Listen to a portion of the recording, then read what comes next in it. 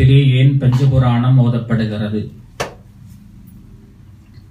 பஞ்சபுராணம் என்று சொன்னால் என்ன என்பதை பற்றி சில சிந்தனைகள் உங்களுக்காக தர இருக்கிறேன். திருமுறைகள் 12ஆக வகுக்கப்பட்டிருக்கிறது. இந்த 12 திருமுறைகளையும் பாடி கொடுத்திருக்கின்ற நாயன்மார்கள் அப்பர், சுந்தரர், மணிவாசகர் போன்ற நாயன்மார்கள் இந்த 12 திருமுறைகளையும் பாடி கொடுத்திருக்கிறார்கள். இந்த 4 நாயன்மார்களும் இந்து சமயத்தினுடைய வழிகாட்டிகளாக அமைந்திருக்கிறார்கள். இந்த நாயன்மார்கள் எப்படி இந்த திருமுறைகளை பாடியிருக்கிறார்கள்? அவர்களுக்கும் இறைவனுக்கும் இடையிலே இருக்கப்படுகின்ற தொடர்புகள் என்ன? ஏன் நாயன்மார்கள் தமிழிலே இந்த திருமுறைகளை பாட வேண்டும்? சுலபமாக இருக்கப்படுகின்ற ஏழை மொழி என்று அழைக்கப்படுகின்ற ஆங்கிலத்திலே பாடியிருந்தால் என்ன? 27 எழுத்துக்களை உடைய சுலபமான ஒரு மொழியாக விளங்குகின்ற ஏழை மொழி என்று அழைக்கப்படுகின்ற மொழி இந்த ஆங்கிலம்.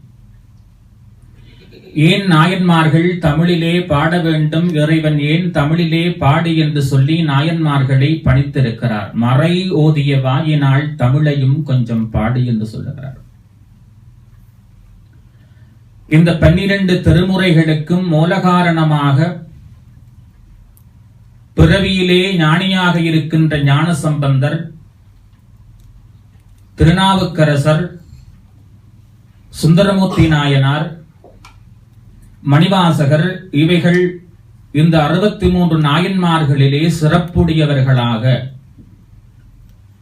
சைவ சமயத்திலே போற்றி வழிபாடு செய்யப்படுகிறார்கள். இந்த 4 நாயன்மார்களும் தான் இந்த 12 திருமுறைகளை பாடி அருளி இருக்கிறார்கள். இந்த 12 திருமுறைகளுக்குள்ளேமே தேவாரம், திருவாசகம், திருவிசைப்பா, திருப்பல்லாண்டு, திருப்புராணம் என்கின்ற இந்த 5 வகையான தொகை நூல்கள் 12 திருமுறைகளாக வகுக்கப்பட்டிருக்கிறது. இதிலே தேவாரம் என்ற சொல்லினுடைய பொருள் தே இறைவன் வாரம் அன்பு.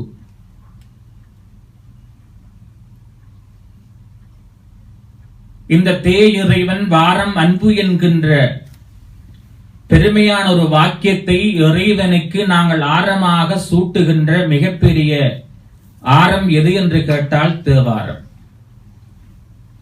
என்ன தேவாரம் என்ற சொல்லினுடைய பொருள்? தே இறைவன் வாரம் அன்பு. அப்ப இறைவனுக்கு நாங்கள் ஆரமாக பாமாலையாக சூடுகின்ற மிகப்பெரிய பொக்கிஷம் இந்த தேவாரம் என்று அழைக்கப்படுகிறது. தேவாரத்தை யார் பாடியவர் என்று கேட்டால் திருமுறைகளிலே தேவாரத்துக்குரியவர் அப்பர் சுவாமிகள் என்று அழைக்கப்படுகிறார். ஞானசம்பந்தர் பாடியது திருக்களைக்காப்பு, சுந்தரர் பாடியது திருப்பாட்டு, மணிவாசகர் பாடியது திருவாசகம், அருணகிரிநாதர் பாடிக் கொடுத்தது திருப்புகழ், சேக்கிழார் பாடியது பெரிய புராணம், 4200 பாடல்கள். அப்ப இந்த 12 திருமுறைகளும் ஒழுங்குமுறையே இந்த நாயன்மார்களினாலே வகுக்கப்பட்டிருக்கிறது. இந்த 12 திருமுறைகளுக்கும் பஞ்சபுராணத்துக்கும் இடையிலே இருக்கப்படுகின்ற தொடர்பு என்ன என்று சொன்னால், பஞ்சபுராணம் என்று நாங்கள் பார்க்கின்ற பொழுது இங்கே இயற்றப்படுகின்ற ஆகமத்தினுடைய பூசையினுடைய ஒரு அங்கமாக இந்த பஞ்சபுராணம் ஆகமத்தினுடைய கூற்றாக விளங்குவது. இந்த பஞ்சபுராணங்கள் ஏன் ஓதப்படுகின்றது என்று சொன்னால், 12 திருமுறைகளையும் எம்மாலே ஒரே நேரத்திலே பாட முடியாத காரணத்தினாலே இந்த 12 திருமுறைகளிலும் இருந்து தொகுக்கப்பட்டவைதான் இந்த பஞ்சபுராணம். இந்த பஞ்சபுராணத்தை நாங்கள் ஓதுகின்ற பொழுது அல்லது திருவாயை மலர்ந்து அருளுகின்ற பொழுது அந்த 12 திருமுறைகளையும் பாடிய பலனை இந்த பஞ்சபுராணம் என்கின்ற தொகுப்பு எமக்கு அளிக்கிறது. ஆகையினாலேதான் ஆலயத்திலே பஞ்சபுராணம் என்கின்ற சொல் பாவிக்கப்படுகிறது. இறைவனுக்கு நாங்கள் சமர்ப்பிக்கின்றோம். இந்த பஞ்சபுராணத்தை நாங்கள் ஓதுகின்ற பொழுது அதனுடைய தன்மை எப்படி நாங்கள் ஓத வேண்டும் என்று சொன்னால், சொல்லிய பாட்டின் பொருள் உணர்ந்து சொல்லுவார்.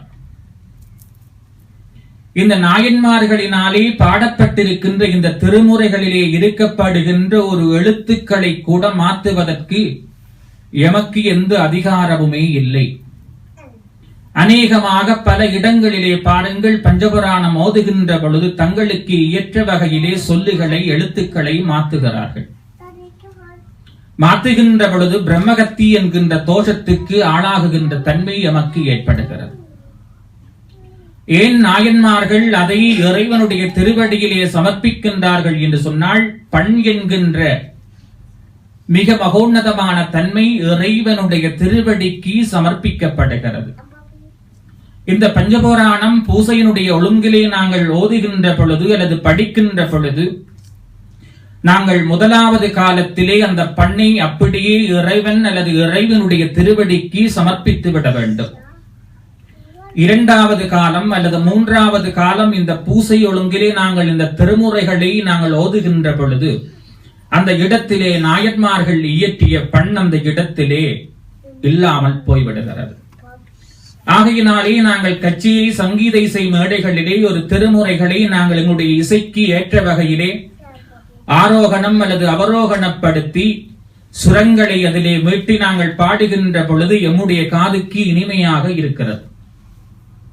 ஆனால் இறைவி அல்லது இறைவனுக்கு நாங்கள் அவற்றை சமர்ப்பிக்கின்ற பொழுது என்ன வரியிலே நாங்கள் அதை எப்படி நாங்கள் ஆரம்பிக்கின்றோமோ அதே ஒழுங்கிலே அந்த பஞ்சபுராணம் அந்த இடத்திலே ஓதப்பட வேண்டும். இந்த பஞ்சபுராணத்திலே இரண்டாவதாக நீங்கள் கவனிக்க வேண்டிய ஒரு விஷயம் இருக்கிறது. புராணம் என்கின்ற இடம் வருகின்ற பொழுது நாங்கள் கந்த புராணத்தை பாடுகிறோம் அல்லது பல வகையான அபிராமி அந்தாதியை பாடுகிறோம். அது மிகவும் மகத்தவறானது. அதில் எதை சொல்லுகிறார் என்று சொன்னால், புராணம் என்று சொன்னால் சேக்கலார் சுவாமி பாடியதுதான் இந்த 12 திருமுறைக்குள்ளே அடங்குகிறது. ஆகையினாலேதான் இந்த பஞ்சபுராணத்தினுடைய ஒழுங்கிலே நாங்கள் புராணம் படிக்கின்ற பொழுது அது அம்பாளுடைய சன்னிதானமாக இருந்தாலும் சரி, அல்லது விநாயகருடைய சன்னிதானமாக இருந்தாலும் சரி, அல்லது முருகனுடைய சன்னிதானமாக இருந்தாலும் சரி, அந்த இடத்திலே பஞ்சபுராணத்துடைய ஒழுங்கிலே நாங்கள் எதை பாட வேண்டும் என்று சொன்னால் சேக்கிழார் பாடிய பெரிய புராணத்தை ஓத வேண்டும். அந்த இடத்திலே நாங்கள் கந்தபுராணத்திலே வருகின்ற கச்சியப்பருடைய பாடலோ அல்லது அபிராமி பட்டரை இயற்றி இருக்கின்ற 100 பாடல்களிலே ஒன்றோயோ இவைகளை நாங்கள் பாடுகின்ற பொழுது பஞ்சபுராணம் என்கின்ற ஒழுங்கு அந்த இடத்திலே சிதைவு அடைந்து கொள்கிறது. ஆகையினாலே இந்த திருமுறைகள் இறைவனுக்கு நாங்கள் சமர்ப்பிக்கின்ற பொழுது அந்த இடத்திலே சொல், இரண்டாவது அதிலே வருகின்ற எழுத்து, இந்த இவைகளை நாங்கள் மிகவும் பக்குவமாக அந்த இடத்திலே ஆராய்ந்துதான் நாங்கள் அந்த இடத்திலே நாங்கள் படித்துக் கொள்ள வேண்டும். எமக்கு அந்த ஒழுங்கு தெரியவில்லை அல்லது பாடம் இல்லை என்று சொன்னால் நாங்கள் புத்தகத்தை வைத்து படிப்பதிலே எந்த தவறுதலும் இல்லை. எல்லோருமே படித்துவிட்டு வந்தவர்கள் அல்ல அன்பர்களே. ஆகையினாலே பஞ்சபுராணம் என்கின்ற ஒழுங்கை நாங்கள் எல்லோருமே சில இடங்களிலே பார்த்துக் கொள்ளுவீர்கள். பஞ்சபுராணம் ஓதுங்கள் என்று சொன்னால் நிற்கின்றவர்கள் முதலிலே இருக்கின்றவர் அப்படியே வரிசையாக திரும்பி ஆளையாள் பார்த்துக் கொள்ளுவார்கள். என்ன காரணம்? ஏன் எங்களுடைய இந்து மக்களிடையே இருக்கப்படுகின்ற மிகப்பெரிய பிரச்சனை என்ன என்று கேட்டால், முன்னுக்கு நிற்கின்றவர் பஞ்சபுராணம் பாடுங்கள் என்று சொல்லி சிவாச்சாரியார் கூறுகின்ற பொழுது அப்படியே பின்னாலே பார்த்து கொண்டு போவார்கள். யார் இதை படிப்பது? நாங்கள் கிறிஸ்தவர்களா? எல்லோருமே இந்துக்களாகத்தான் அந்த இடத்தில் நாங்கள் காட்சி அளிக்கிறோம். சாதாரணமாக இந்த பஞ்சபுராணம் நீங்கள் வீடுகளிலே வழிபாடு பண்ணுகின்ற பொழுது பஞ்சபுராணத்தை மனனம் பண்ணி அல்லது புத்தகத்தை வைத்து நீங்கள் பாடுகின்ற பொழுது அது உங்களுக்கு மனப்பாடமாகி விடுகிறது. ஆலயத்திலேயே நீங்கள் புத்தகம் வைத்து படிப்பதிலே எந்த தவறுகளும் இல்லை. யாரும் உங்களை குறை கூற மாட்டார்கள். ஆகையினாலே இந்த பஞ்சபுராணத்தினுடைய ஒழுங்கிலே அப்பர் சுவாமிகள் பாடுகின்ற அந்த அற்புதமான தேவாரத்திலே பாருங்கள்.